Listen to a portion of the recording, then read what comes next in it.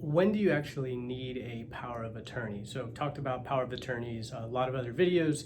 If you're wondering, want to go a little bit more in depth, just go on our channel and search power of attorney.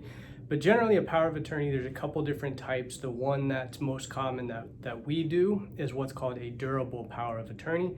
Meaning that it lasts after a person is incapacitated. So if somebody is in an accident and maybe they're not responsive, they're in a coma, or whatever the situation is, they're unable to make decisions for themselves. A durable power of attorney means that you can still use a power of attorney on their behalf when they don't have capacity.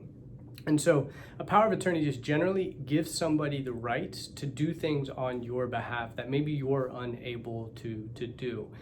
So when are you going to need one? Most commonly what we see are really two types of people. Maybe someone who's a little bit younger, doesn't have to be super young, but maybe a little bit younger, not, let's say below 75, 70, or much lower than that, much younger than that. And they need a power of attorney because they just might need someone to sign documents on their behalf, access records on their behalf. Very commonly, if you travel a lot, maybe you're out of the state, out of the country, and for whatever reason you're unable to sign things electronically, you need someone to go sign documents on your behalf. Very commonly is with real estate, selling or buying real estate. You might need a power of attorney just for that specific thing.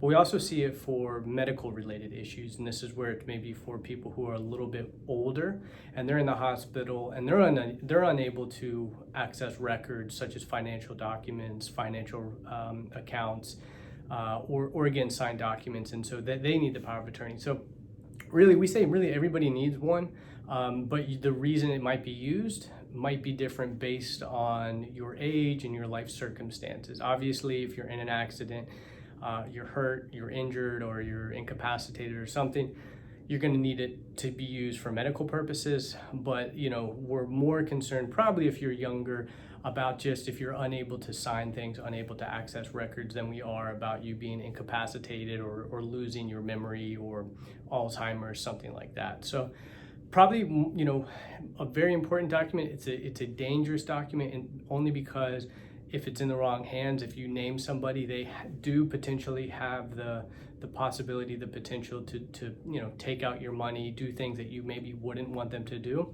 So this is a very, you're not going to just give this to a random person, to your neighbor who you don't trust, implicitly. This is going to be someone you really, really trust. And if it's, if you are concerned about certain things, maybe you're okay with them making medical decisions, but you don't want them to have access to your financial records, then we might limit the scope. We might do a limited power of attorney and just say that, hey, this person only can do these types of things. So if you're wondering, should you have a power of attorney, probably the short answer is yeah, everybody probably needs one.